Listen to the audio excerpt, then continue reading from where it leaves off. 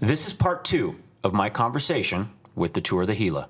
Do me a favor, finish this sentence for me. Cycling has taught me blank. Resilience. Humility. Perseverance. The joys of life. What the human body is capable of. Marianne Smith, That's me. thank you for joining me.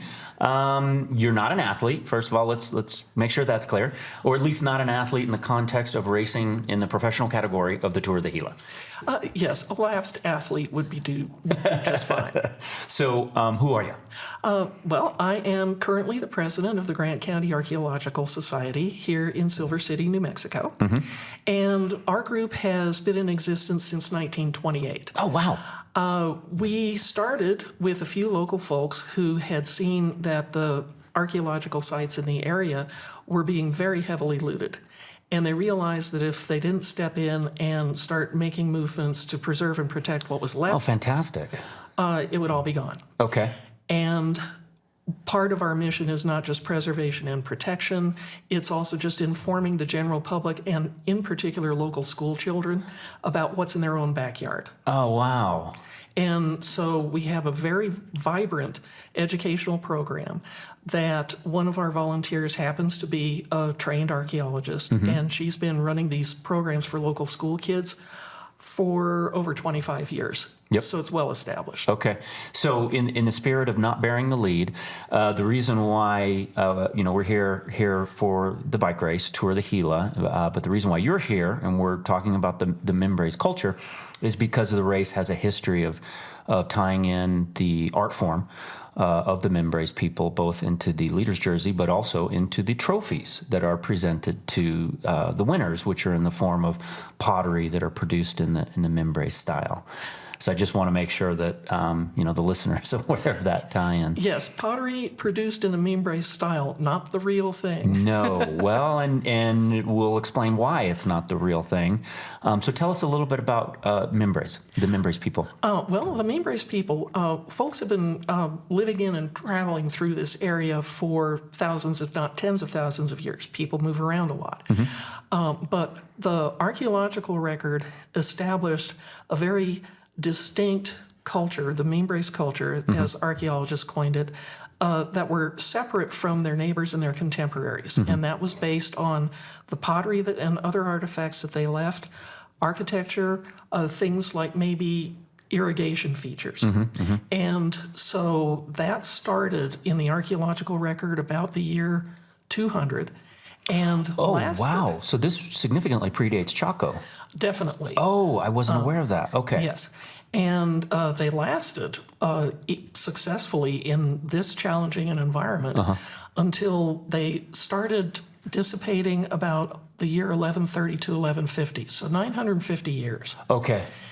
And that becomes important to folks today because they succeeded in managing water and surviving on the crops that they grew for 950 years. Right. And we could learn from that if science can still glean information, especially out of the irrigation systems that they left. Yeah. So that's why it's important if you stumble across an archaeological site, please leave it alone. Leave it alone. It's an open-air museum. Got it. And it's a non-renewable resource. But at any rate, they developed this irrigation system in the 3 river drainages that the Tour de Gila is going through. Okay. The Gila River drainage to the west, and so Highway 180, I think a couple of your routes are going through part of that area. And then you have the Rio de Arenas drainage that's just east of Silver City. Highway 15, it goes up on the west side of that drainage. Okay. So you're going to be going through that on Pinos Altos. And then about 30 miles to the east, you have Highway 35 in the Mimbres Valley itself. Got it. And that, I believe, is going to be your inner loop. I think so. Yeah, correct. Stage 3, I believe. Right. And so all of the participants are going to be moving through these various climate zones and the landscape that the Mimbreños used for 950 years. And so the sites are still there, and they're interspersed, big sites with small sites with things that a casual observer might not even recognize. And the Membranios are still there. They didn't just live here. They died and were buried here. Yeah. And so even for modern groups, it's a sacred landscape. Yeah. The Tour de Gila is, I don't want to suggest that they're intruding upon a sacred landscape. They're interacting with the sacred landscape.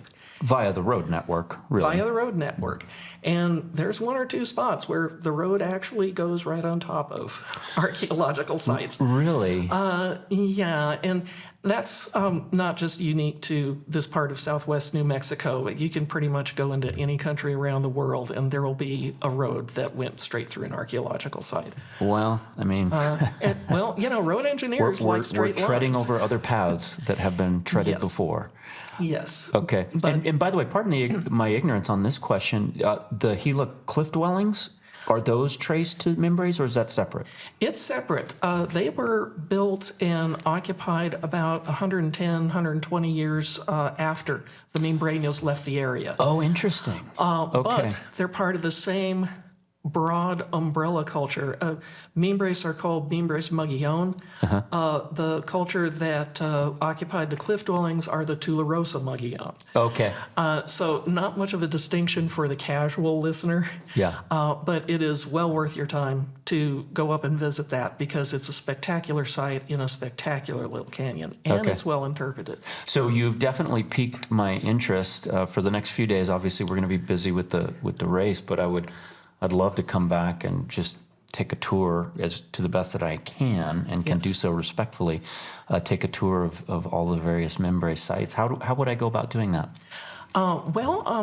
First of all, I want to encourage anyone who is participating on a bicycle to keep your eyes on the road Well, of course. and on one another. But when you're off the bikes, and for the spectators and the supporters, if you happen to be downtown, the WNMU campus has a museum at Fleming Hall. Okay. And it has the world's largest collection of So Mimbres WNMU being Western New Mexico University. Thank you very much. Yes, indeed. And it's over on 10th Street, and it has the largest collection in the world of Mimbres artifacts of all types, and the largest collection from a single site. What time does it close? 5 o'clock, actually. Okay. I have plenty of time. And there you get to see the actual real-life vessels, predominantly bulls, Okay. that are shown on the Tour de Gila jerseys. Okay. Okay. The geometric patterns look very, very modern. It is very distinct. It Yeah. is very distinct, and some of them look really modern. I saw one of your jerseys, and I don't think it's a replica necessarily of one of the vessels, but there's a small bull that has a black painted background and white polka dots. It looks mid-century modern. And there's a red polka dot jersey Oh, I think that you that's guys have. for the climber's jersey. I think that's what Could that be. is. Yeah. And prove me wrong. I say it's related to that one particular bull you can see in the museum. Well, I'm gonna go confirm that before I it'll- leave Silver City. It'll be on the second floor. Second floor. Okay, Big got white it. polka dots.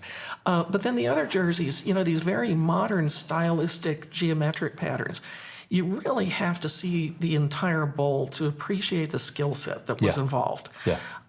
The very fine parallel lines that you see on these jerseys were all painted by a single strand brush, one by one.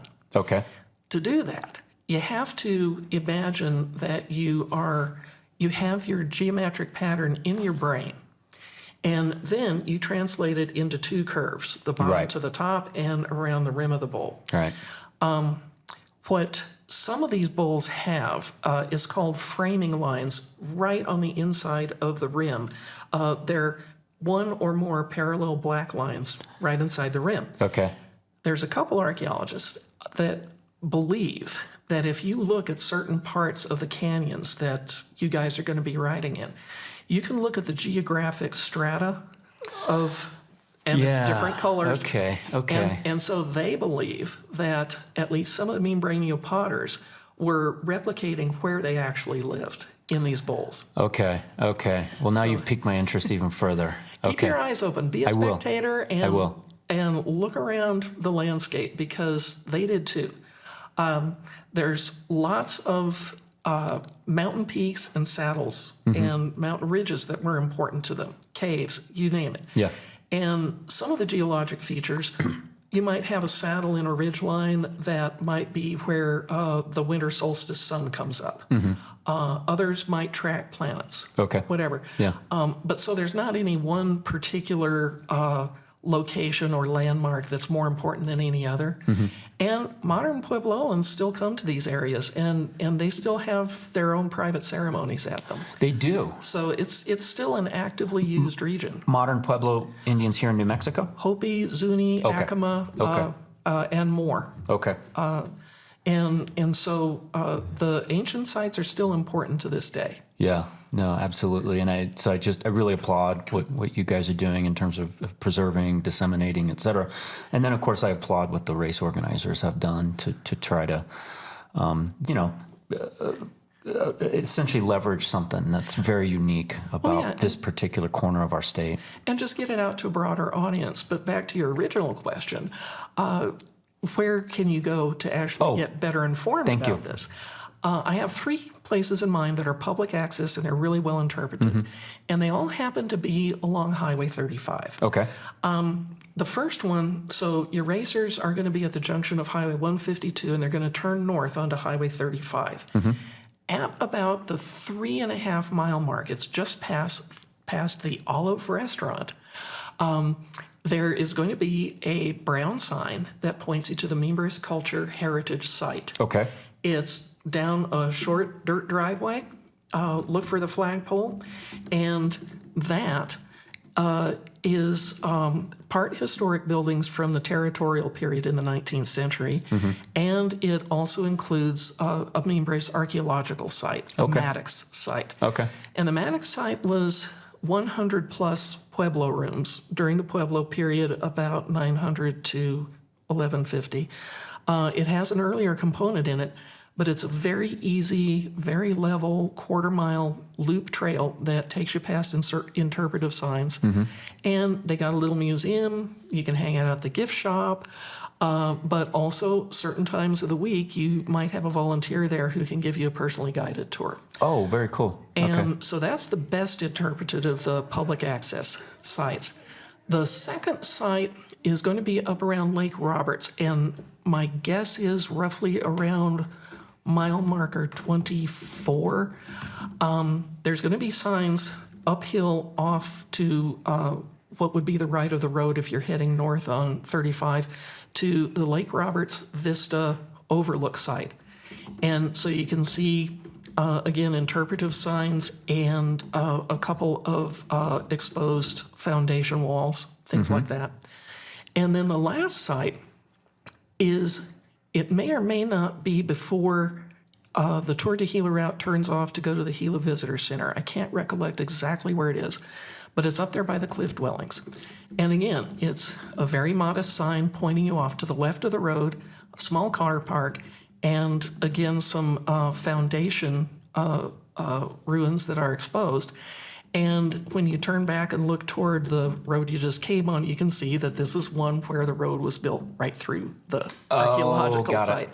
And so it's a nice example of probably what we should take better care not to do anymore. Yeah, no, understood. And, you probably could hear me typing in the background because I'm going to go do some field trips. This is super. Yeah, please do. It's a wonderful area and a wonderful landscape to go through. Challenging elevation-wise for the participants. Yeah. But it's a glorious time of year. Okay. Well, Marianne Smith, I really appreciate you coming on and giving us a little bit of background on the Mimbres culture. Well, thank you. I'm happy to have been invited here. Lauren Stevens, thank you for sitting down with me. Yeah, thank you for having me. Who are you and what are you doing in our great state of New Mexico? Yeah, I'm Lauren Stevens. I'm from Dallas, Texas, and I'm a professional bike racer. Awesome. And are you originally from Dallas? I'm originally from a suburb of Dallas. Okay, so the Dallas area. And you've always been based in Dallas? Always. Went to college at SMU for a couple years, and then graduated from the University of North Texas. Oh, okay. Okay, fantastic. I know a handful of cyclists from the Dallas area. Most of the ones that go big tend to leave. but Yeah. you didn't. Yeah, Dallas is home. I spent a lot of time in Europe. I spent a lot of time traveling.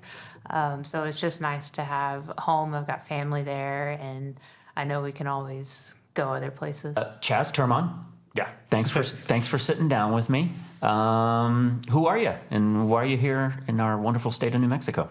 Yeah, I'm a professional cyclist for Team Skyline, which is the UCI Continental team.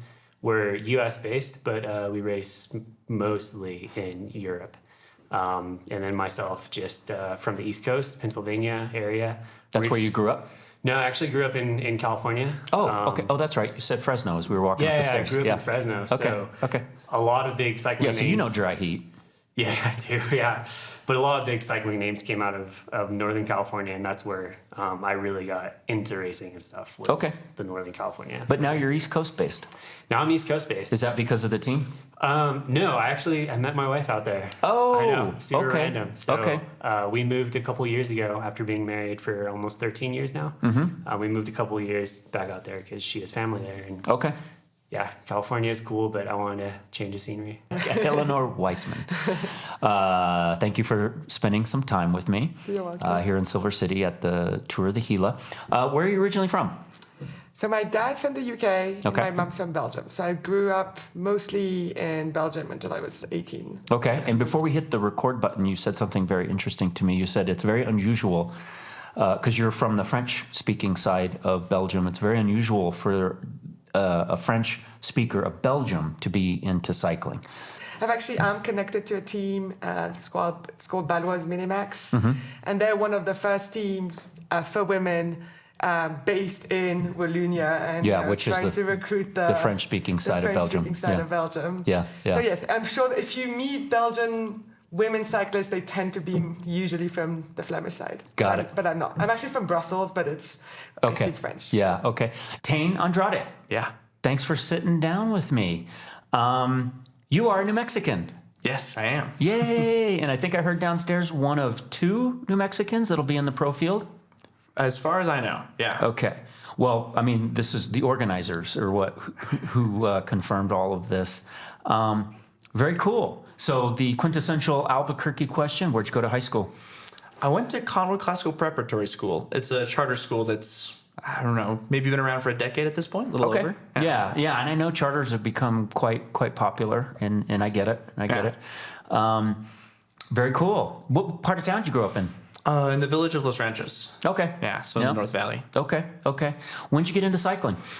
Middle school. Yeah, my parents wanted me to stop doing soccer because I was not great, and they didn't like taking me to it. And the school, Really? Yeah, and the school I went to, this charter school, happened to have a triathlon team. So you got started as a triathlete? Initially, I never did any races. Okay.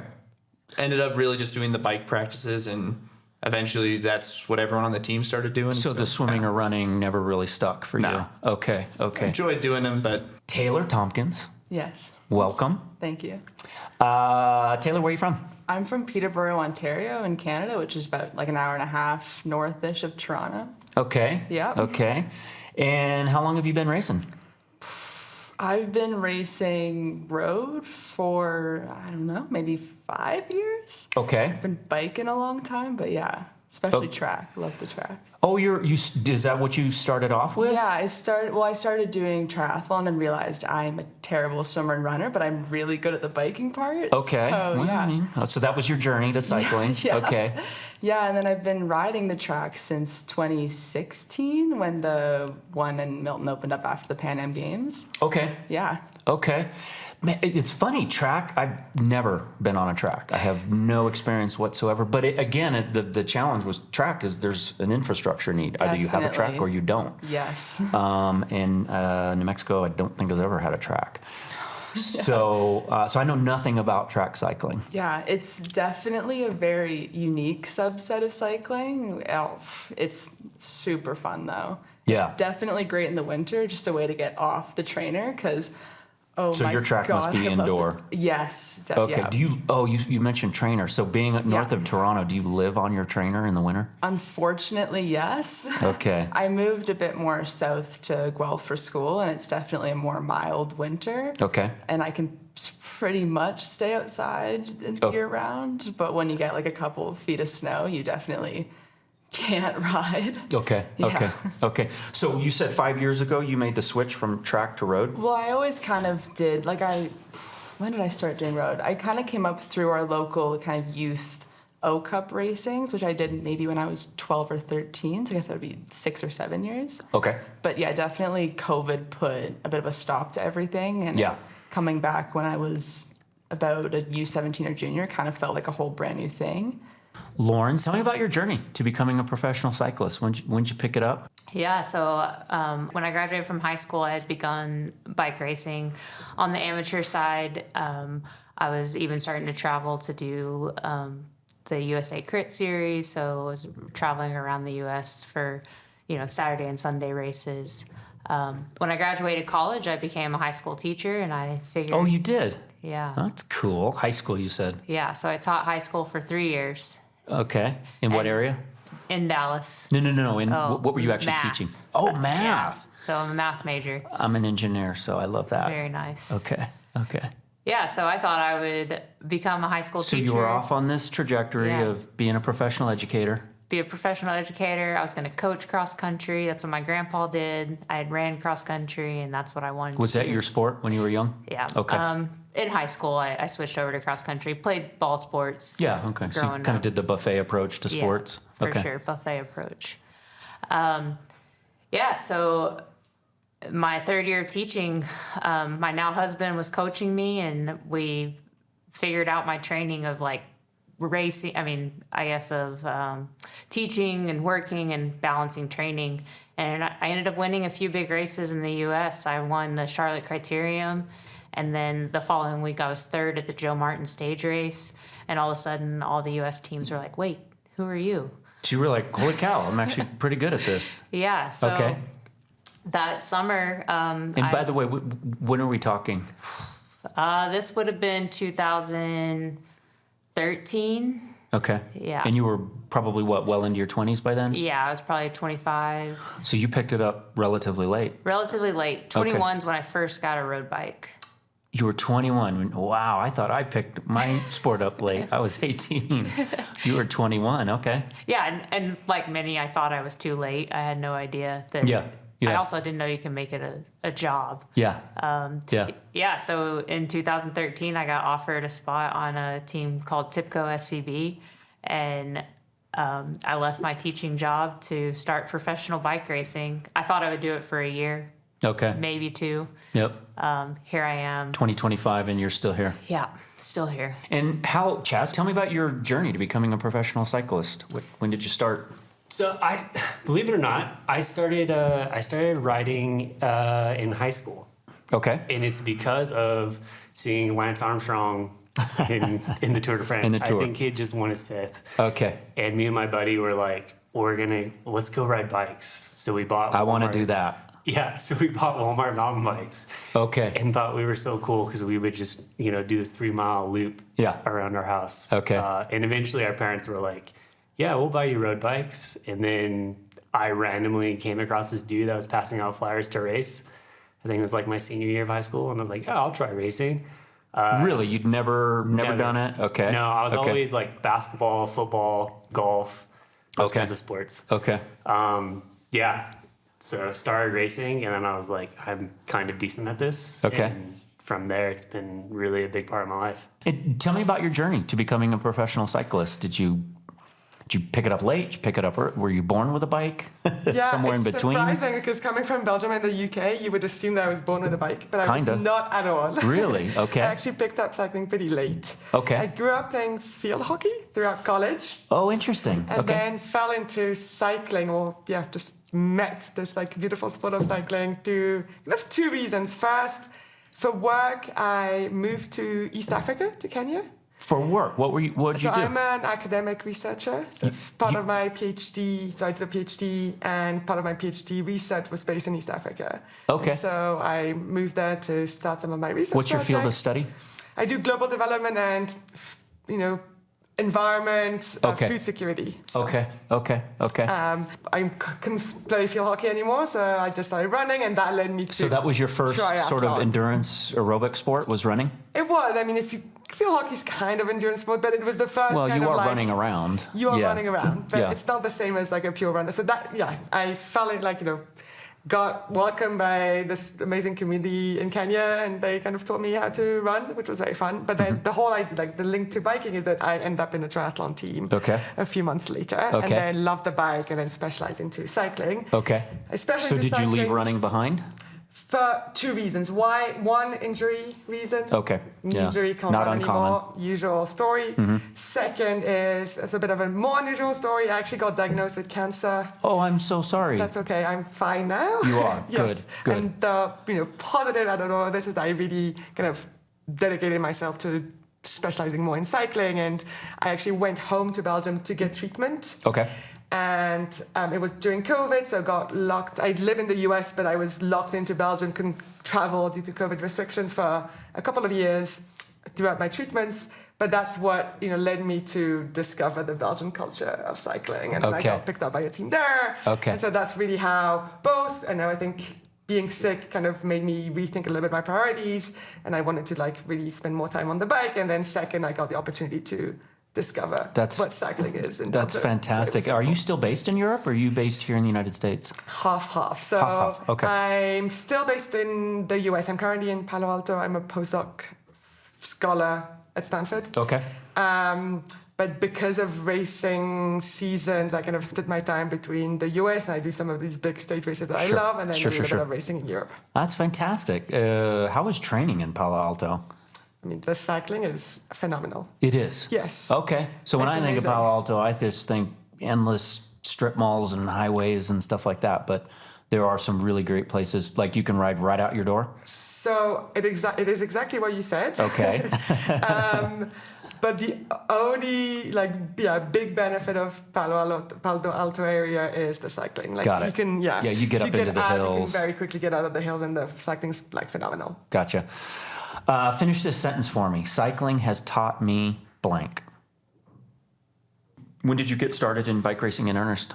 Would have been freshman year of high school. Yeah. Wow. So you started young. Yeah. Okay. And was the NICA stuff around back then? No, or definitely. This was before I think NICA. it was in Colorado, but Okay. yeah. Okay. Not in New Mexico. Okay. Got it. And how old are you today?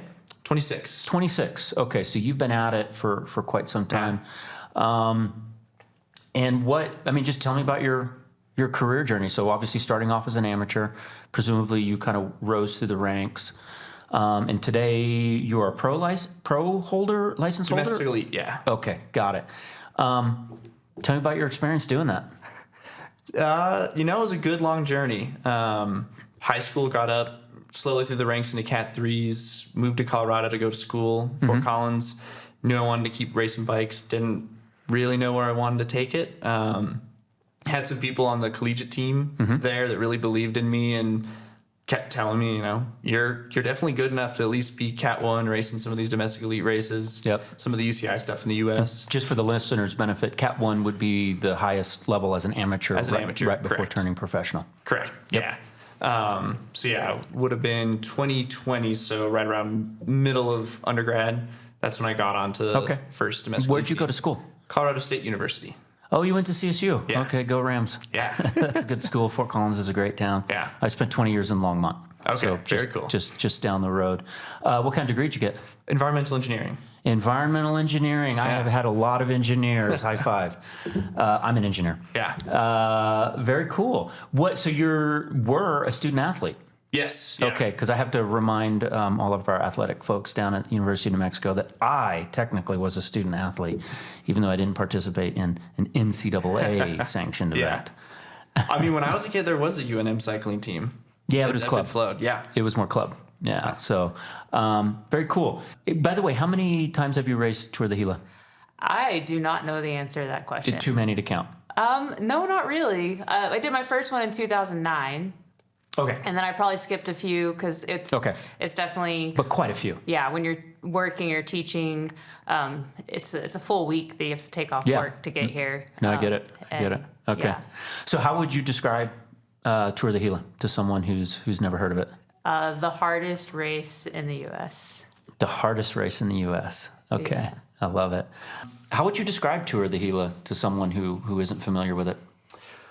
Oh, that's a tough one because I'm not really familiar with it. It's my, You're not? Is this your first year? This is my first year. Oh, so well, you know it by reputation. Yeah, so I will say they talk about it's at altitude. So, I mean, for most people, that's not a problem. Or actually, for a lot of people, that's a problem. But people at altitude are like, what are you talking about? Yeah. You know, This is normal for me. yeah, coming from sea level, you know, you're breathing out of your nose. And Yeah, you come yeah, up yeah. here and you're like, Yeah. those steps sucked. Like, Just walking up just the walking stairs. up the stairs. So that's one thing is just learning about that. It's very hilly here and it's very climby.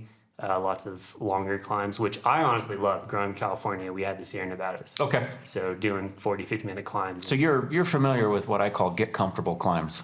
I am, yeah. Like you realize, you know, you might not be the first guy at the top, which is okay, but just find your rhythm, and Yeah. I guarantee you're going to find a good group of guys that are going gruppetto, gruppetto. Let's all go to the top together. Okay. So, and by the way, for the listener who's not a racer, what does that mean, gruppetto? It's basically the guys who go, we don't want to suffer that hard anymore, and we're blowing up. So let's all just have a nice casual ride to the top and get this done together. It's still hard, but let's just finish the race out. Safety in numbers. Yeah. Okay. What does the Gila mean to you as a race here in the U.S.? And you're kind of unique in that you do have one foot over in Europe. So you do have the opportunity to do things kind of like Tour de Gila. This Silver City is this weird but fantastic little town. Weird but fantastic. I I can't like that. explain it differently. Okay. I actually, you know, I usually do Redlands and Yep. Tour de Gila, and so there's always like kind of 10 days in between. And I always spend it, last year and this Did you year. do we Redlands spent- this year? I did. Okay, Yeah. how'd you do? Our team won. Your team won. We Fantastic. won the GC, we won Team GC, So you won and we GC won and 4 team. out of Okay. the 5 stages. Okay. Yeah. And for the listeners' benefit, GC means you win the overall, so you have the shortest amount of time to Yeah. complete the entire race. Yeah, no, I'm very proud of our fan cycling team because we're, you know, Okay. they're like Okay. a smaller team and we Okay. dominated Redlands, so it's Okay. very fun. Okay. What is Tour? How would you describe Tour de Gila? Let's say to a non-cyclist. 5 days of enjoying just the beauties of the high desert. So you're just gently pedaling your bicycle, looking around at the wonderful views, maybe stopping and taking some selfies at some overlooks. Is that sort of how the race goes? Probably not in the pro race. In the pro race, that's at least the hope. If you have a spare moment, you look around, but most of the time Most of the time you're looking at the next guy's wheel. Yeah. What's one common misconception about cycling that you'd like to address? I would say that I feel like cyclists just get like a bad rap for being kind of like pretentious and rude and kind of like that's what it looks like from the outside, especially if you're looking at social media. It's like, oh, Maybe my a little God, these entitled? yes, but I've like experienced nothing but like positivity from the cycling community. Like pretty much everywhere you go, like everyone on a bike is just so happy to be outside, so happy to be there. Before we hit the record, you were telling me about some family that you have in the Albuquerque area. Give me your overall impression of the state. So when you think New Mexico, what do you think? I think it's a hidden gem. I think there's, especially when it comes to bike racing, like, or even just riding bikes, like people don't realize like the beautiful roads there are to ride here and the mountain biking that there is. And it's really quiet. You can get away really quickly. Not a lot of people. Not a lot of people, which coming from a busy city like Dallas, Texas is, it's refreshing to get some quiet space and go off into the national forest and yeah. Awesome. All right. Well, Lauren, thank you for sitting down with me. All right, thank you for having me. Yeah. So this is your first time at Tour de Gila. Is this your first time in New Mexico? It is. Okay. So you're actually a perfect candidate for this question. What's your impression? Give me your initial impression. And by the way, how'd you get here? What route did you Okay, fly so- in? Yes, I flew from Baltimore, Maryland, into Tucson, and then You flew to Tucson, Yeah, and then you it made was the a drive. Okay. 3-hour drive here. Got it. Yeah, Okay. my first impression was this place is hard to get to. I do remember last year I almost came, and I remember the logistics, and I was like, wait, so where do we fly to? And then we got to what? Drive somewhere else? There's no airport? Like, Yeah. like there is, but there isn't. Welcome to the West. You're not from New Mexico. I'm not. You're not from the United States. You're from Europe. What impression does the state of New Mexico leave for you? That's a good question. As I mentioned, I really kind of even like look forward to those 10 days between Redlands and Gila, just to be able to be in Silver City. Do you come straight from Redlands? Yeah. So you've been here for what, week and a half? Yeah. Oh, wow. Yeah. Okay. And I did that last year, and that's why I'm doing it again this year, because I loved it. Okay. It's just such a different like town. Very different to anything I know in Europe, and very different to anything I know in the US. And obviously I haven't traveled everywhere in the US, but it's just very different to what I know. Yeah. And for me, it allows me to, I have a lot of work and cycling, and I have to juggle both. And so it allows me to be in this like very calm state between these two races, be able to do the work I need to be doing and the training I need to be training for, and I don't know, just being able to be in Silver City and explore this quirky little town, and everything's simple because it's not big, and there's a couple coffee shops, there's like 1 or 2 grocery stores. Life is simplified, and it's so beautiful. If you go and ride around. So I actually really enjoy my little 10 days of retreats in Silver City every year. It's a little refresher, if you will. Yes. Okay. As someone not from New Mexico and actually not from the United States, what impression does the state leave with you? I kind of love it here. Definitely Silver City has kind of a unique vibe. It's kind of funky in like the best way possible. Like it's definitely just full of art and color, and like the people are so nice. Yeah, and it's definitely small town vibes, which is like kind of what I'm from a little bit. But yeah, it's very unique. Awesome. So you're native. Tell me what you like about New Mexico. The diversity.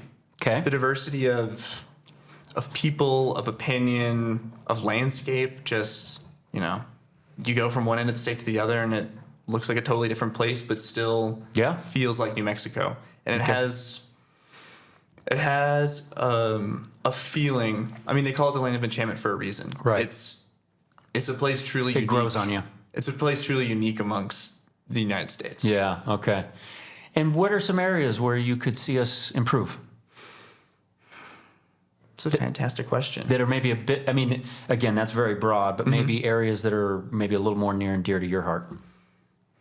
I mean, as a cyclist, one of the big ones is cycling infrastructure, but in a broader sense, just rebuilding cities to suit the people that live in them. Yeah, although I would argue, Tane, Albuquerque is actually an incredibly bikeable city. It is. Absolutely. Yeah. It really hit me. In fact, I had forgotten, having been gone for 20 years, I had forgotten how bikeable the city totally really is, yes. is. And it is an incredibly bikeable city.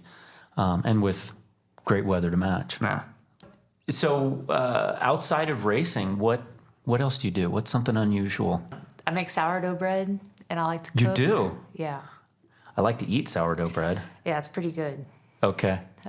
So cooking. Yeah, cooking. More of a baker Yeah. or all around cooking? I enjoy baking for the most part, and I think that's why I had to get into bread, because it's a little healthier for you than like cookies.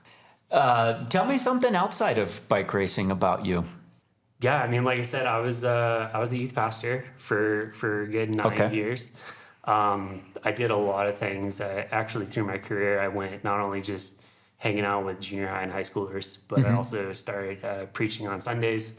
I also led the worship team and did all that stuff, and learned how to play the guitar all on my own and different things. Sounds like mentoring youth is a big thing of yours. I've done summer camps and winter camps and speaking at them and different things like that. Oh, good on you for that. Yeah, it's fun. It's a lot of work, but it is fun and rewarding. That's fantastic. But I think what's different about me is that I travel a lot, and really kind of have a I get that impression. a foot in different continents, and then I feel like I live out of a suitcase because I spend a lot of time in Europe for family and for some racing, a lot of time in the US because that's where my work is. And then at the same time, a lot of my work focus is in sub-Saharan Africa. So I also travel to Africa. Wow. And so there's a lot of both traveling everywhere well as, having calls at different time zones. How's your airline frequent flyer status? It's pretty good. It's pretty good. I would imagine. Though living out of a suitcase, and I kind of get that. I used to do a ton of traveling in my professional world. It kind of wears on you. You're okay with it? Yes and no. Okay. I think it varies. Okay. I think there's a sweet middle, and sometimes I like overdo it, and I have to go back to just being at home. And then when I'm too much at home, I'm like, I just like the idea of traveling, and I like exploring the world. But there is something about the simplicity of just having a suitcase and Fair not point. having very much. Fair point. And it just simplifies life. There's so much you can do with what you have, and that's it. Awesome. Well, Eleanor, thank you for spending a few minutes with me. You're welcome. And good luck this week. Thank you. Outside of bike racing, what are some other interests that you have that most folks wouldn't expect from a pro-level cyclist?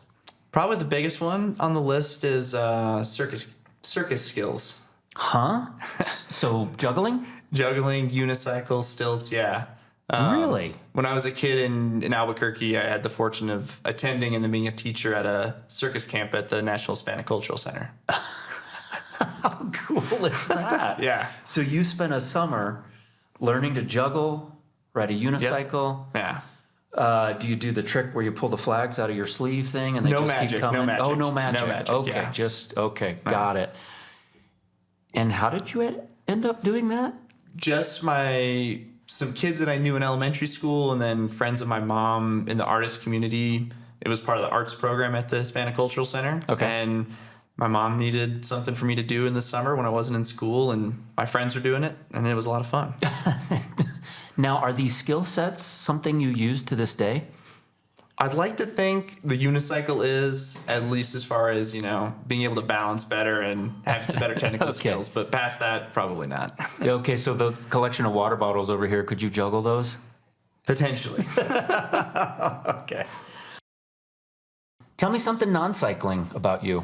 I'm working towards my mechanical engineering degree at the Yay. University of Waterloo. High five. Yeah, I think there's a lot of people who kind of go full in on cycling, but I would say definitely it's super hard to make a living, especially as like a female cyclist, and having a degree to fall back on, I think, is pretty important, or just a backup plan. Yep. It's also nice to do something that isn't biking, because Yep. like being a road cyclist, like at this level, is definitely can be all consuming, and Yeah. having that break to be kind of good on you for normal. that. I mean, you're a student Yeah. athlete. Yeah. I was a student athlete. Yeah, it's rough. So yeah, I was a pro mountain biker when I was getting my degrees. Yeah. So good for you. And you. so you're getting your degrees. What do you want to do long term?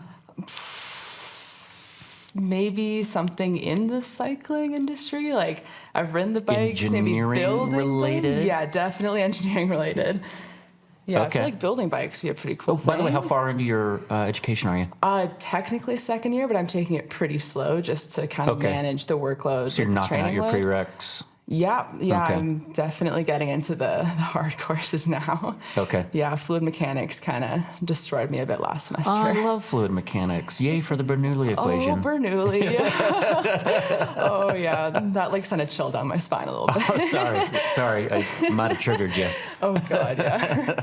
Do me a favor, finish this sentence for me. Cycling has taught me blank. Resilience. Resilience. Okay. Expand on that just a little bit. Yeah, I think it's a nice word for stubborn. You do have to be stubborn. Yeah, when I won U.S. Road Nats, my husband said that it was because I was stubborn in an interview.